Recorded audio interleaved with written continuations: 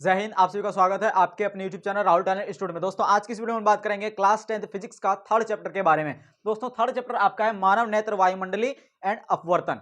मानव नेत्र और वायुमंडली अपवर्तन, इस चैप्टर का जो आपका एक्सप्लेनेशन है वो दोस्तों आपको जो है 3 पार्ट में लगभग आपको करा दिया जाएगा।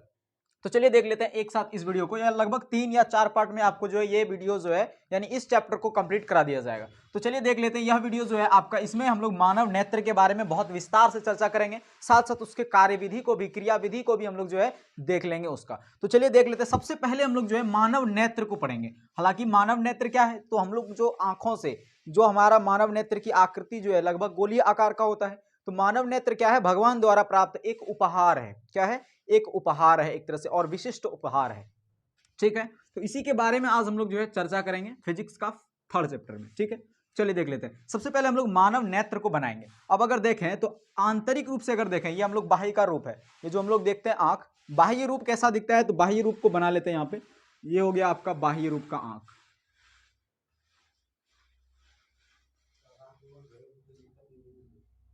ये हो गया कौन सा आंख, आपका बाह्य रूप का आंख हो गया ये। ठीक है, यानी ये बाहरी आवरण हो गया आंखों का। किसका, आंख का ये जो है बाहरी आवरण हो गया। और ये जो है क्या हो गया आपका, जिसको हम लोग डिम्मी कहते हैं, लेकिन इसको फिजिक्स की भाषा में क्या कहते हैं वो तो आगे पढ़ेंगे ही। इसको हम लोग क्या कहते हैं, डिम्मी। और बीच में जो है उसको क्या बोलते हैं हम लोग, पुतली, जिसमें हम लोग का प्रतिबिंब किसी भी वस्तु का बनता है। तो अब जो है ये तो बाहरी आवरण आपको पता है, ये बाहरी आवरण है।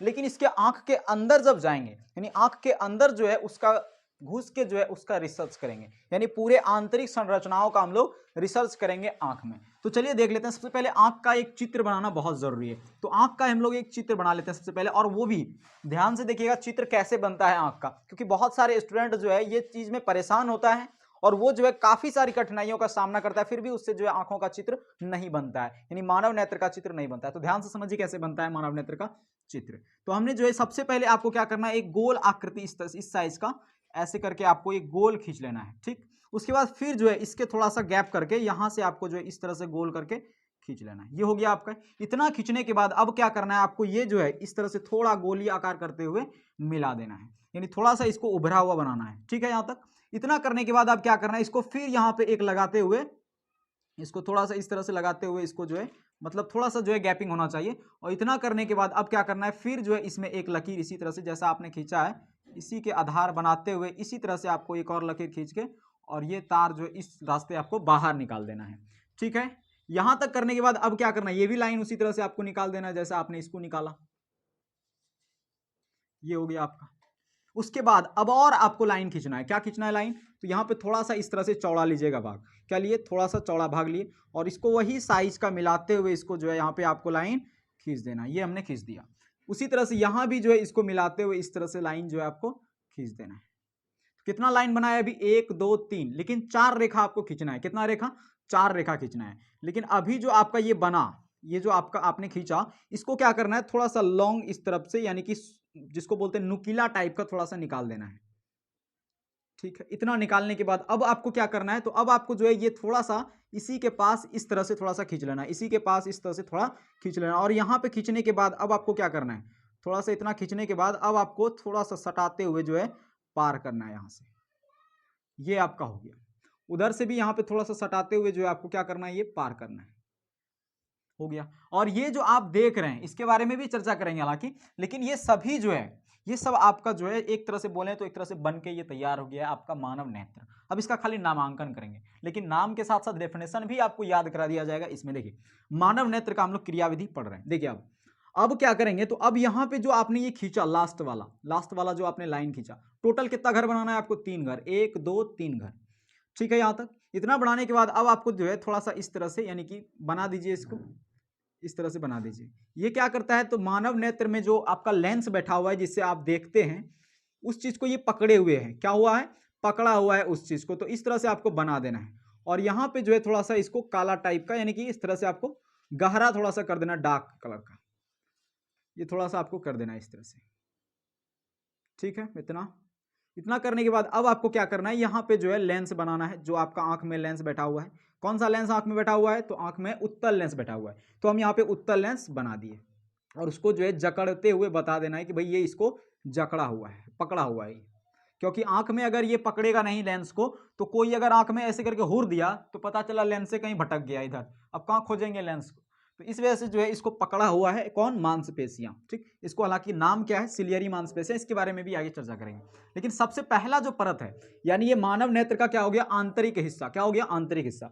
अब बताइए सबसे पहला जो परत है, ये जो जिसको हम लोग नाम बोलते हैं, इसका यहाँ नीचे से भी कहें ऊपर से कहें, बात एक ही है, तो नीचे से ही चर्चा किए हो जाते हैं। तो ये जो पहला परत है इसको हम लोग बोलते हैं स्क्लेरेटिक, क्या बोलते हैं, स्क्लेरेटिक, या फिर इसको जो एक और नाम से जानते हैं, इसको स्क्लेरेटिक कह दिए, या फिर श्वेत पटल, जो आंख का ये जो श्वेत भाग दिख रहा है, श्वेत भाग दिख रहा है ना, इसी को हम लोग जो है ये पहला आवरण हो गया ये, तो इसको क्या बोलते हैं, श्वेत पटल, क्या बोलते हैं, श्वेत पटल।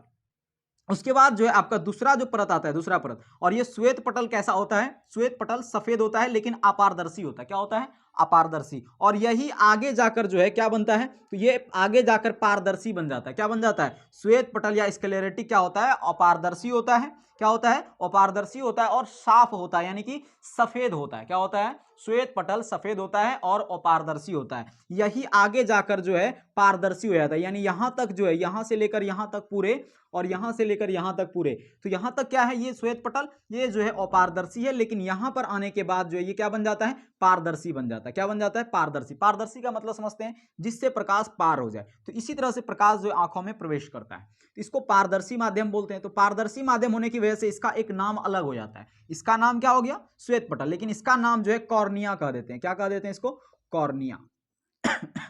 अब अगर दूसरा परत की बात करें, तो दूसरा परत ये हो गया, तो दूसरा परत का क्या नाम है, तो दूसरा परत को हम लोग जो है कोराइड कहते हैं, क्या कहते हैं, कोराइड, क्या बोलते हैं भाई, इसको कोराइड कहा जाता है, क्या कहा जाता है, कोराइड, या फिर रक्त पटल आप बोल सकते हैं इसको, क्या बोल सकते हैं, रक्त पटल, ठीक, कोराइड इसको कहा जाता है। अब ये कोराइड हो गया आपका, अब ये कोराइड जो है हल्का भूरा होता है, क्या होता है, हल्का भूरा होता है, कोराइड क्या होता है, हल्का भूरा होता है और अपारदर्शी होता है, क्या होता है, अपारदर्शी।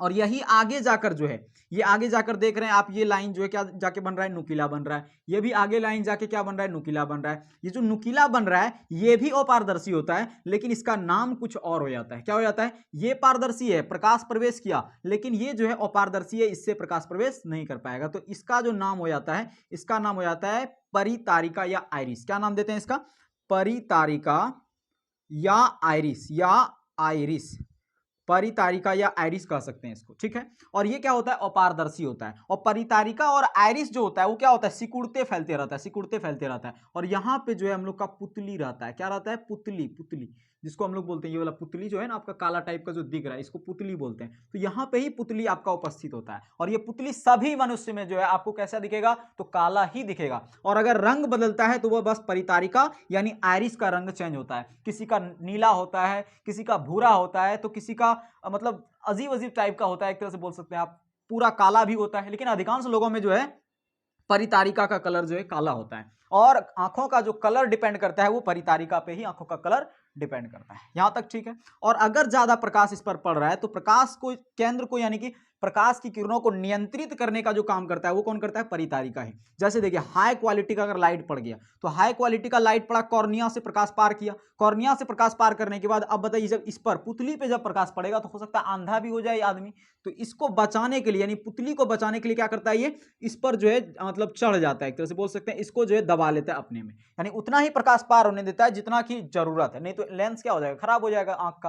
तो इस वजह से जो है क्या करता है, ये परितारिका इसको बचाता है। तो यहां से क्वेश्चन आपके बन सकते हैं कि आंख को बचाने का काम, या फिर जो आपका मतलब पुतली है उसको, पुतली को बचाने का काम कौन करता है, तो परितारिका या आइरिस करता है। तो परितारिका या आइरिस बहुत ही मतलब जो है आप एक तरह से बोल सकते हैं एक आंख का जो है माँ की तरह ख्याल रखता है, जैसे एक बच्चे के लिए जो है खिलौने का ख्याल रखना जैसे होता है, उसी तरह से ये परितारिका जो है हमारी पुतली का ख्याल रखती है, ठीक है यहां तक।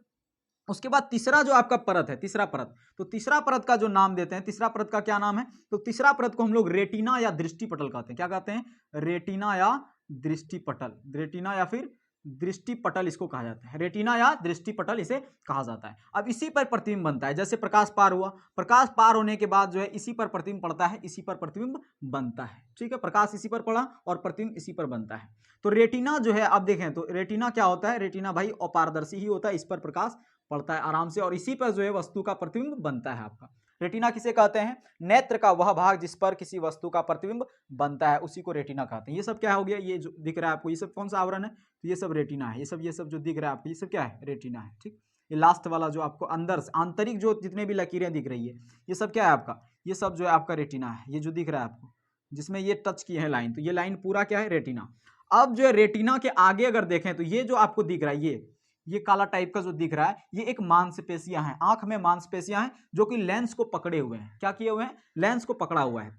और इस मांसपेशियां का नाम है सिलियरी मांसपेशियां। क्या नाम है? सिलियरी मांसपेशियां, या फिर इसको कई जगह पे जो है पक्षमाभी पेशियां भी कहा जाता है। क्या कहा जाता है? पक्षमाभी पेशियां भी कहा जाता है, या फिर कहीं जगह पे इसको सिलियरी मांसपेशियां भी कहा जाता है। इसका काम क्या होता है? तो सिलियरी मांसपेशियां आंख का वह हिस्सा या फिर आंख की वह मांसपेशियां जो नेत्र लेंस को पकड़े हुए हैं या फिर नेत्र लेंस को जकड़ा हुआ है, उसी को हम लोग सिलियरी मांसपेशियां कहते हैं। नेत्र लेंस का या फिर नेत्र का वह हिस्सा, वह मांसपेशियां जो नेत्र को जो है अपने स्थान पे स्थगित करके रखा है, उसी को हम लोग जो है सिलियरी मांसपेशियां या पक्षमाभी पेशियां कहते हैं।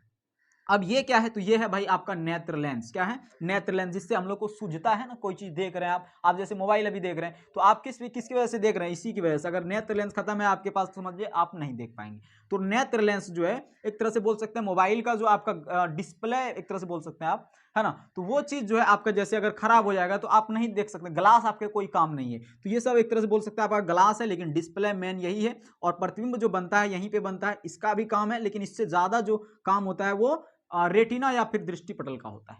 समझ रहे हैं? इसका नाम क्या हो गया? तो इसका नाम हो गया नेत्र लेंस। इसका नाम क्या हो गया? नेत्र लेंस। नेत्र लेंस किसे कहेंगे?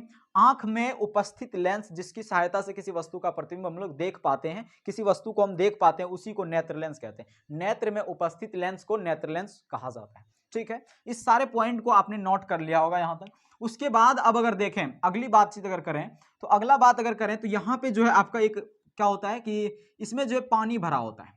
इसमें क्या होता है? पानी भरा होता है। यानी आंख जो है, अगर आप देखें, आंख ऐसे ही अगर हो, अगर आप जो है अगर देखे होंगे किसी जानवर का जो है अगर आप देखे होंगे आंख वगैरह, तो उसमें जो है पानी भरा रहता है। क्या भरा रहता है? पानी। उसी तरह से मनुष्य के आंख में भी पानी भरा हुआ है। और नहीं तो अभी आप चेक कर सकते हैं, जैसे देखिए, अगर कोई फोकना है, फोकना समझ रहे हैं, गुब्बारा में अगर आप पानी भर दें, तो गुब्बारा में जब पानी भरेंगे तो वो अपना एक शेप ले लेगा, वो अपना एक आकृति ले लेगा। लेकिन अगर गुब्बारा खाली फुला दिए हवा से, और उसमें कुछ मतलब उसमें कुछ जो है आप मतलब छोटा सा नुकीला सुई अगर चुभा देंगे उसमें, तो क्या हो जाएगा? फूट जाएगा, ब्लास्ट कर जाएगा।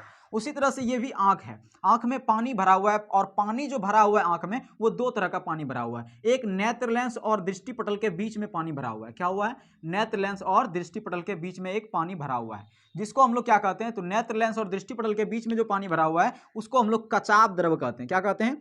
कचाब द्रव। कचाब द्रव। नेत्र लेंस और रेटिना के या फिर दृष्टि के, नेत्र लेंस और रेटिना के बीच उपस्थित नेत्र का द्रव, नेत्र लेंस और रेटिना के बीच उपस्थित द्रव को कचाब द्रव कहते हैं। क्या कहते हैं? कचाब द्रव। नेत्र लेंस और रेटिना के बीच उपस्थित द्रव को कचाब द्रव कहते हैं। उसके बाद एक और जगह द्रव उपस्थित रहता है, यहां पे आपका, यहां पे इस सब में जो है आपका द्रव उपस्थित रहता है। इस सब में द्रव आपका उपस्थित रहता है। यानी बोल सकते हैं आप कि नेत्र लेंस, या फिर आप ये भी बोल सकते हैं कि ये जो आपका परितारिका है या फिर पुतली, तो पुतली और कॉर्निया के बीच उपस्थित द्रव, पुतली और कॉर्निया या फिर नेत्र लेंस और कॉर्निया के बीच उपस्थित द्रव को ही जो है हम लोग क्या कहते हैं? तो नेत्र लेंस, ये आपका नेत्र लेंस हो गया। नेत्र लेंस और कॉर्निया के बीच उपस्थित द्रव को जो है जलीय द्रव कहा जाता है। क्या कहा जाता है?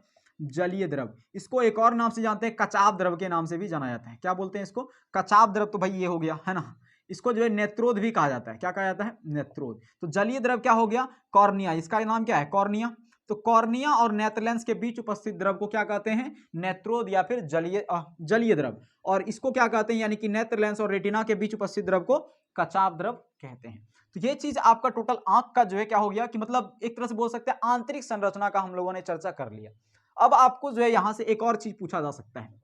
रेटिना पर जो है छोटा छोटा एक बिंदु आता है, छोटा छोटा बिंदु, हम लोग के आंख में जो है एक छोटा छोटा आंखों में बिंदु है। ऐसे ही मतलब हर जगह एक आपको बिंदु एक देखने को मिलेगा। दो तरह का बिंदु रहता है, एक होता है पित्त बिंदु और एक होता है अंध बिंदु। तो ये हो गया, मान लीजिए ये है क्या, तो पित्त बिंदु। ये क्या हो गया, ये हो गया पित्त बिंदु। कौन सा बिंदु भाई, पित्त बिंदु। और इसको हमने कह दिया कि अंध बिंदु। क्या कह दिया, अंध बिंदु। अब ये पित्त बिंदु, ये अंध बिंदु। तो पित्त बिंदु पे जो है जो प्रतिबिंब बनता है किसी भी वस्तु का, जो प्रतिबिंब पित्त बिंदु पे बनता है वो साफ बनता है, यानी बहुत अच्छा बनता है प्रतिबिंब। तो बहुत अच्छा प्रतिबिंब बनने के लिए कौन सा बिंदु जरूरी है, पित्त बिंदु। लेकिन अंध बिंदु पर अगर किसी भी वस्तु का प्रतिबिंब बन रहा है तो वो जो है अंधला, यानी कि धुंधला टाइप का हमको दिखेगा, साफ नहीं दिखेगा। तो साफ प्रतिबिंब बनने के लिए कहां बनना चाहिए प्रतिबिंब, रेटिना के पित्त बिंदु पर। कहां पर, रेटिना के पित्त बिंदु पर। उसके बाद दो और ग्रंथि होती है आंखों के दृष्टि पटल पर। क्या क्या होता है, तो एक होता है आपका क्षण कोशिका।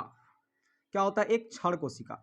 अब ये क्षण कोशिका जो है क्या होता है, तो क्षण कोशिका जो होता है इसमें क्या होता है कि काला और सफेद को देखने के लिए जो है, यानी कि रात में जो है देखने के लिए आपका क्षण कोशिका काम करता है। काला और सफेद को देखने के लिए जो है क्षण कोशिका जिम्मेवार होता है। लेकिन एक और कोशिका होता है आंखों के रेटिना पर, वो होता है शंकु कोशिका। कौन सा कोशिका, शंकु कोशिका। तो शंकु कोशिका जो जिम्मेवार होता है वो सभी रंगों को देखने के लिए जिम्मेवार होता है, सभी रंगों को। यानी जैसे डीजे लाइट आपने देखा होगा, तो डीजे लाइट को देखने के लिए जो है आपका शंकु कोशिका जिम्मेवार होता है। लेकिन अंधेरे में देखने के लिए, किसी भी चीज को अंधेरे में अगर आपको देखना है तो वो कौन सा चीज जिम्मेवार होता है, तो वो होता है क्षण कोशिका। तो आप अगर देखते होंगे हम लोग को रात में नहीं दिखता है, मतलब क्या हुआ कि हम लोग के अंधा है, नहीं, हम लोग में जो है ये जो क्षण कोशिका है वो ज्यादा विकसित नहीं है। जिसमें क्षण कोशिका ज्यादा विकसित रहेगा उसको रात को देखने की क्षमता ज्यादा रहेगी। जैसे आपने एक पक्षी का नाम सुना होगा, उल्लू, आउल जिसको बोलते हैं, उल्लू। तो उल्लू जो है वो रात में ही जो है अपने आप को जो है पहलवान मानता है। क्यों, क्योंकि उसमें जो है ये क्षण कोशिका का विकास बहुत ज्यादा है, जिस वजह से वो रात में जो है देख पाता है। क्या कर पाता है, रात में देख पाता है। तो इसकी वजह से ही जो है उल्लू क्या कर पाता है, बहुत ज्यादा रात में जो है एकदम मालिक बन जाता है, बापू एकदम एक तरह से, समझ रहे हैं ना। उसके बाद जो है ये टोटल चीज को जितनी भी इसके पाइप निकला है, एक तरह से बोल सकते हैं नसें, जितनी भी पाइप निकला है, पाइपलाइन, और ये सब पाइपलाइन जो है मस्तिष्क पे पहुंचता है। कहां पे, मस्तिष्क पे। मस्तिष्क का हालांकि 3 हिस्सा होता है। एक होता है अगला वाला मस्तिष्क को अग्र मस्तिष्क, बीच वाले मस्तिष्क को मध्य मस्तिष्क, और किनारे वाले मस्तिष्क को पश्च मस्तिष्क कहते हैं, यानी पिछला वाला मस्तिष्क को पश्च मस्तिष्क कहते हैं। तो ये सारा जो मैसेज है वो मस्तिष्क को पहुंचाता है, इसलिए इसको क्या कहते हैं, दृक् तंत्रिका। क्या कहते हैं, दृक् तंत्रिका। दृक् तंत्रिका इसे कहा जाता है। ये क्या करता है, ये सारी नसें जो है दिमाग को पहुंचाता है, और इसमें जो प्रतिबिंब बनता है वो उल्टा बनता है, वास्तविक बनता है। कैसा बनता है, क्योंकि आपने उत्तल लेंस में भी देखा होगा, उत्तल लेंस में जो प्रतिबिंब बनता है वो कैसा बनता है, उत्तल लेंस में जो प्रतिबिंब बनता है वो कैसा बनता है, तो उत्तल लेंस में हमेशा जो है किसी भी वस्तु का वास्तविक प्रतिबिंब बनता है। कैसा बनता है, किसी भी वस्तु का वास्तविक प्रतिबिंब बनता है क्या, वास्तविक प्रतिबिंब नहीं बनता भाई, काल्पनिक प्रतिबिंब बनता है ना। तो आप देख लीजिए, नहीं तो अभी देखिए यहां पे अगर हम किसी वस्तु को रखें, ये मान लीजिए हम उत्तल लेंस बना लिए, ये उत्तल लेंस बना लिए, ये जो है आपका यहाँ पे प्रकाश केंद्र हो गया। हम यहाँ पे जो है कोई वस्तु रखें, मान लीजिए यहाँ पे हम कोई वस्तु रखें, ये ठीक, तो ये जो है हम प्रकाश पार किए, और ये जाएगा कहाँ से, एफ से होकर, यानी फोकस से होकर। उसके बाद हम ये प्रकाश केंद्र से होकर कटाए, तो देखिए प्रतिबिंब यही बना ना, यानी कि कहाँ बन रहा है, तो इस उस पार बन रहा है। यानी किस पार बन रहा है भाई, तो उस पार बन रहा है, और मुख्य अक्ष के नीचे बन रहा है। और जब नीचे बन रहा है यानी उल्टा ही बन रहा है, यहाँ पे देखिए सीधा प्रतिबिंब, लेकिन यहाँ पे उल्टा बन रहा है। तो उल्टा जब होता है तो उसी को बोलते हैं वास्तविक। क्या बोलते हैं, वास्तविक। तो वास्तविक प्रतिबिंब हमारी आंखों में बनता है। कैसा बनता है, वास्तविक। यानी जब वास्तविक होगा तो उल्टा। अब इस चीज को याद कैसे रखेंगे कि आंख में प्रतिबिंब कैसे बनता है। देखिए अब जब किसी भी वस्तु को आंखों द्वारा देखते हैं तो क्या कहते हैं, जैसे ताजमहल देख लिए, जैसे कहीं हरियाली देख लिए, तो क्या बोलते हैं आप, वाव। क्या बोलते हैं आप, वाव। तो वाव जो बोले, ये जो शब्द निकला आपके मुंह से वाव, वा का मतलब हो जाएगा वास्तविक, और दुर्गहु का मतलब हो गया उल्टा, यानी कि वास्तविक और उल्टा प्रतिबिंब हमारे आंखों में बनता है। इस चीज से भी आप इसको याद रख सकते हैं। और वास्तविक उल्टा बनता है, लेकिन हम लोग को सूझता कैसे सीधा है, तो हम लोग के आंखों में प्रतिबिंब जो है वो उल्टा बन रहा है। जैसे अभी आप किसी के आंखों में अगर आप देखेंगे तो उसमें जो है प्रतिबिंब आपका उल्टा बन रहा है, लेकिन दिमाग जो है उसको सीधा कर ले रहा है। क्या कर ले रहा है, दिमाग उसको सीधा जो है अपने आप को एक्विज कर रहा है, मतलब कि उसको ले रहा है कि भाई ये सचमुच सीधा है। मतलब ये जो है ये दिमाग को मैसेज पहुंचाता है, देख हम टेढ़ा व्यक्ति को देखें, लेकिन दिमाग उसको जो है मतलब सीधा कर देता है। क्या कर देता है, उसको दिमाग सीधा करके सूचना देता है कि भाई तुम सही आदमी को देख रहे हो। ठीक है, तो ये हो गया आपका आंख का जो है क्रिया विधि, यानी बोल सकते हैं कि जितने भी आंखों का जितना भी नाम है, आंख में जितने भी बिंदुओं का जो जो नाम है, जो जो पॉइंट है, उन सभी का क्रिया विधि हमने देख लिया। तो यहाँ पे एक पॉइंट के तौर पे आप इस चीज को लिख सकते हैं कि नेत्र का क्रिया विधि, नेत्र की क्रिया, ये 5 नंबर में आपके पूछे जाएंगे एग्जाम में कि मानव नेत्र का क्रिया विधि को लिखें। और मानव नेत्र जो होता है, मानव नेत्र, मानव नेत्र की क्रियाविधि पहले देख लेते हैं। मानव नेत्र जो होता है ये कम से कम अगर देखें, कम से कम अगर हम देख सकते हैं कम से कम, तो 25 सेंटीमीटर की न्यूनतम दूरी को देख सकता है। यानी कम से कम जो इसकी दूरी है वो कितनी है, 25 सेंटीमीटर। कितनी है भाई, तो 25 सेंटीमीटर। यानी मानव नेत्र की न्यूनतम दूरी, मानव नेत्र की न्यूनतम दूरी कितनी है, 25 सेंटीमीटर। और अधिकतम दूरी की अगर बात करें तो अधिकतम दूरी कितना है भाई, तो अधिकतम दूरी हो गया आपका अनंत दूरी तक। क्योंकि देखिए अभी हम लोग सूर्य देख रहे हैं, तारे देख रहे हैं और भी पूरे ब्रह्मांड को देख रहे हैं, तो भाई ये क्या है, अनंत दूरी दूरी ही तो देख रहे हैं हम लोग। तो मानव नेत्र की जो क्षमता है देखने की वो क्या है, न्यूनतम, यानी कम से कम वो 25 सेंटीमीटर की दूरी पर देख सकता है और अधिकतम वो अनंत दूरी पर देख सकता है। और इसी चीज को जो हम लोग दृष्टि परास कहते हैं। क्या कहते हैं, दृष्टि परास। दृष्टि परास यानी मानव नेत्र 25 सेंटीमीटर, मानव नेत्र 25 सेंटीमीटर, यानी न्यूनतम मानव नेत्र 25 सेंटीमीटर और अधिकतम अनंत दूरी तक देख सकता है। इसी को जो है हम लोग दृष्टि परास कहते हैं। क्या कहते हैं, दृष्टि परास कहते हैं। ठीक है, अब पॉइंट अगर क्रियाविधि में देखें तो एक पॉइंट आपका सबसे पहला जो पॉइंट लिए थे वो क्या लिए थे, श्वेत पटल। तो इस तरह से आपको श्वेत पटल लिख देना है, श्वेत पटल। तो श्वेत पटल में आपको क्या लिखना है, श्वेत पटल लिखने के बाद आपको लिखना है भाई ये आप पॉइंट डालते जाइए और लिखते जाइए। श्वेत पटल में आपको क्या लिखना है कि यह जो है सफेद होता है और अपारदर्शी होता है। क्या होता है, श्वेत पटल सफेद होता है और अपारदर्शी होता है। यह आगे आकर जो है पारदर्शी हो जाता है, जिसे हम लोग कॉर्निया कहते हैं। क्या कहते हैं, जिसे हम लोग कॉर्निया कहते हैं। यहां तक ठीक है। उसके बाद अगर दूसरा नंबर देखें तो दूसरा नंबर हम लोग जो है क्या पढ़े थे, कोराइड या फिर रक्त पटल। क्या पढ़े थे, कोराइड, कोराइड इसको पढ़े थे। तो कोराइड जो है क्या होता है, हल्का भूरा होता है। रक्त पटल क्या होता है, हल्का भूरा होता है और यह आगे आकर जो है परितारिका या आयरिस बन जाता है। परितारिका या आयरिस जो है क्या करता है कि पुतली को जो है क्या करता है, पुतली में जो प्रकाश है यानी कि आंखों की प्रकाश को नियंत्रित करता है। क्या करता है, परितारिका या आयरिस, परितारिका। तो परितारिका को भी आप हेडिंग डाल लीजिए। परितारिका या आयरिस जो है आंखों में जो है अत्यधिक प्रकाश ना जाए, आंख अंधा ना हो जाए, उसको जो है ये नियंत्रित कर लेता है। जैसे ये देखिए, अगर ये पुतली है, मान लीजिए ये पुतली है, क्या है ये एक पुतली है। तो पुतली है, अगर मान लीजिए अचानक जो इसमें बहुत ज्यादा प्रकाश पड़ गया तो ये जो है आपका ये परितारिका है। क्या है ये, परितारिका। और ये परितारिका आपको धाए से इसको जो है क्या कर लेता है, उतने सा जगह छोड़ता है जितना कि उसको प्रकाश की जरूरत है। उतना ज्यादा प्रकाश नहीं जाने देता ताकि ये खराब हो सके। समझ रहे हैं ना, तो ऐसा ही होता है परितारिका का काम यहाँ पे। तो परितारिका भी बहुत अच्छा चीज है। उसके बाद अगर देखें, उसके बाद क्या पढ़े थे, पुतली। तो चौथा नंबर दे दीजिए आप, पुतली। परितारिका किसे कहते हैं, जो आंखों में प्रकाश के जो है जो नियंत्रित करता है और जिसकी लंबाई और मतलब जिसकी लंबाई चौड़ाई क्या होते रहता है, घटते रहता है। और ये हमेशा जो है लंबाई चौड़ाई इसका घटते रहता है। कहीं अगर दूर देखना है तो क्या करना पड़ता है, इस तरह से देखते हैं क्या, इस तरह से नहीं देखते हैं। तो दूर देखते हैं तो देखते हैं इस तरह से करके। यानी हम लोग क्या कर लेते हैं, नेत्र को थोड़ा सा छोटा इस तरह से कर लेते हैं, है ना। ऐसे करते हैं क्या, नहीं भाई, हम लोग ऐसे करके देखते हैं दूर। यानी कि इसको जब बढ़ा लेते हैं, तो जब इसको बढ़ाते हैं, यानी इसको जब बढ़ाते हैं तो ये क्या हो जाता है, पतला। और जब ये पतला होता है तो दूर जाके प्रतिबिंब बनता है। इस चीज को तो आप जानते ही होंगे। उसके बाद अगर लगीच देखना है तो ये जो सिलियरी मांसपेशियां ये दबाव डालता है। और जब ये दबाव डालता है तो नेत्र लेंस क्या हो जाता है, वो थोड़ा मोटा हो जाता है। यानी उसका आधार क्या हो जाता है, मोटा हो जाता है। तो जिस वजह से उसमें जो है बहुत कम दूरी पर प्रतिबिंब बनता है, जिस वजह से वो लोग लगीच देख पाते हैं, यानी निकट देख पाते हैं। ठीक है, यहां तक। उसके बाद अगर देखें पांचवा नंबर, पुतली किसे कहते हैं भाई, पुतली किसे कहते हैं, वैसा पुतली आप बोल सकते हैं नेत्र का वह हिस्सा जिससे प्रकाश पार करती है, जिस नेत्र का वह हिस्सा जिससे प्रकाश जो है आंखों में प्रवेश करती है, बस उसे पुतली कहते हैं। उसके बाद अगर देखें तो उसके बाद हम लोग ये तीसरा लाइन लिए थे जिसका नाम था रेटिना या फिर दृष्टिपटल। क्या नाम था, रेटिना या फिर दृष्टिपटल। और परितारिका जो है कि परितारिका ही जो है आंखों का कलर जो है डिफाइन करता है। यानी कि परितारिका पे ही आंखों का कलर मतलब बोला जाता है, एक तरह से बोल सकते हैं परितारिका ही का ही कलर जो है होता है। तो तीन तरह का मेनली कलर होता है परितारिका का, एक होता है काला, एक होता है नीला और एक होता है भूरा। क्या होता है, भूरा, नीला, काला। इतने तरह का, तीन तरह का मेनली होता है किसका, परितारिका का। रेड बहुत कम देखने को मिलता है। उसके बाद छठा नंबर अगर देखें, रेटिना किसे कहते हैं भाई, रेटिना नेत्र का वह हिस्सा जिस पर किसी भी वस्तु का प्रतिबिंब बनता है। नेत्र का वह पटल जिस पर किसी भी वस्तु का प्रतिबिंब बनता है उसी को हम लोग रेटिना कहते हैं। क्लियर है यहां तक। अब ये रेटिना तो आपने कवर कर लिया। उसके बाद सिलियरी मांसपेशियां, क्या है, सिलियरी मांसपेशियां। तो सिलियरी मांसपेशियां किसे कहेंगे, तो सिलियरी मांसपेशियां आप अगर बोलें तो क्या बोलेंगे, नेत्र को, यानी कि नेत्र को जो एक जगह पे स्थगित करके रखता है उसी को सिलियरी मांसपेशियां कहते हैं। नेत्र लेंस किसे कहेंगे, नेत्र में उपस्थित लेंस को नेत्र लेंस कहेंगे। कोई दिक्कत नहीं है, यहां तक तो आपने कवर कर लिया। पित्त बिंदु, अंध बिंदु। पित्त बिंदु पे साफ प्रतिबिंब बनता है, अंध बिंदु पे प्रतिबिंब धुंधला टाइप का बनता है। क्षण कोशिका और शंकु कोशिका। क्षण कोशिका किसे कहेंगे, तो वैसा कोशिका जो क्या, जिस पर जो है काला और सफेद देखने में जो सहायक होता है उसे क्षण कोशिका कहते हैं। और शंकु कोशिका जो सभी रंगों को दिखाता है उसी को क्षण कोशिका शंकु कोशिका कहते हैं। और ये जो है मानव में बहुत कम विकसित होता है क्षण कोशिका, ये जो है उल्लू में बहुत ज्यादा विकसित होता है, जिस वजह से उन्हें रात में जो है बहुत अच्छा खासा दिखता है। ठीक है यहाँ तक। उसके बाद ये धृत तंत्रिका, यानी कि जो जितना भी मैसेज है उस सबको दिमाग पर पहुंचाता है कौन, ये। तो मस्तिष्क का सूचक भी बोला जाता है, इससे मस्तिष्क को सूचना यही देता है, यही तार जो है मस्तिष्क को टोटल सूचना देता है। इसको क्या बोलते हैं, कचाप द्रव। कचाप द्रव किसे कहेंगे, नेत्र लेंस और रेटिना के बीच के द्रव को कचाप द्रव कहते हैं। उसके बाद ये क्या हो जाएगा, जली द्रव। जली द्रव किसे कहेंगे, तो भाई ये क्या हो गया आपका, ये हो गया आपका कॉर्निया। कॉर्निया और नेत्र लेंस के बीच उपस्थित द्रव को जली द्रव या फिर नेत्रोद कहते हैं। अब एक सवाल जो है आपके दिमाग में आ रहा होगा, अच्छा हम लोग जो रोते हैं, जब हम लोग रोते हैं उस समय जो है क्या होता है, मतलब उस समय कौन सा पानी निकलता है, कौन सा जल निकलता है, कौन सा द्रव निकलता है, क्या ये निकलेगा या ये निकलेगा।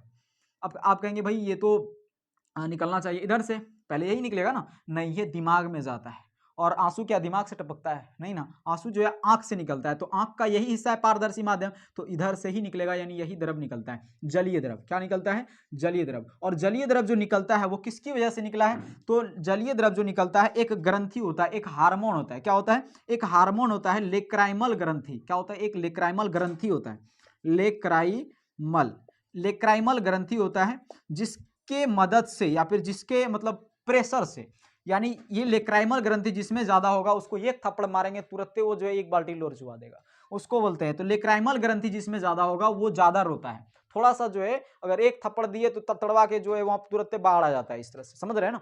तो यही होता है लेक्राइमल ग्रंथि। और लड़कों में जो है क्या होता है कि लेक्राइमल ग्रंथि की मात्रा बहुत ही कम होता है। क्या होता है, बहुत ही कम होता है, जिस वजह से बड़ा ढीठ होता है। कितनों हुमचिएगा, कितनों लताड़िएगा, फिर भी जो है वो क्या होता है, रोता नहीं है। थोड़ा सा एकदम मस्त से है, कोई दिक्कत नहीं, उसको दुख तो होता है उतना ही, लेकिन इसका रोना तो चाहता है, लेकिन ये लेक्राइमल है ये नहीं है। लेकिन लड़कियों में जो है लेक्राइमल बहुत ज्यादा होता है, थोड़ा सा धमका दिए तुरंत लेक्राइमल उछल जाता है, हम निकलबो हम, समझ रहे हैं ना। तो लेक्राइमल की वजह से जो है क्या होता है कि नेत्रोद से जितने भी होते हैं आंसू जो है निकालने में कौन मदद करता है, लेक्राइमल ग्रंथि। तो आंसू को प्रेरित यही करता है, भाई निकलो निकलो, समझ रहे हैं ना।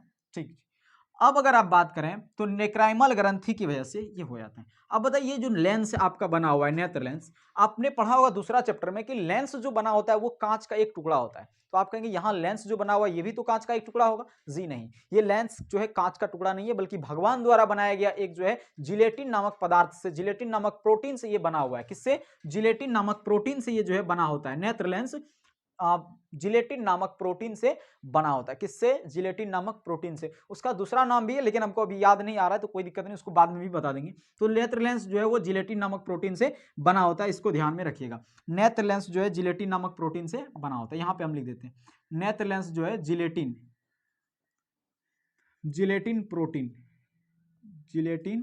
प्रोटीन से बना होता है। ठीक, और ये जो है मांसपेशियों का ही बना होता है, नहीं तो आंख फूट जाता पूरा अगर शीशा का होता, ठीक ना। तो ये जिलेटिन नामक पदार्थ से नेत्र लेंस बना होता है। यहां तक तो आपने कवर कर लिया होगा। मानव नेत्र की ये क्रियाविधि आपको 5 नंबर में हो सकता है पूछ दे, ये चीज आपके एग्जाम में कई बार ये बन चुके हैं, साथ साथ हो सकता है आने वाले एग्जाम में भी आपके एग्जाम में पूछ दिया जाए। तो इस चीज को आप जो है एक स्क्रीनशॉट ले लें और साथ साथ इसका जो है आप एक मतलब नोट्स भी बना लें, उसी तरह के तैयार भी कर लें। तो दोस्तों ये चीज आपका जो है कवर हो गया होगा। अब जो है हम लोग दृष्टिपटल तो देख ही लिए, दृष्टिप्रास भी समझ में आ गया। अब जो है हम लोग अगले वीडियो में जो है अगले चीज के बारे में बात करेंगे, यानी कि एक तरह से बोल सकते हैं दृष्टि दोष के बारे में बात करेंगे, उसके बारे में चर्चा करेंगे। तो दोस्तों मिलते हैं अगले वीडियो में, तब तक के लिए जय हिंद, जय भारत।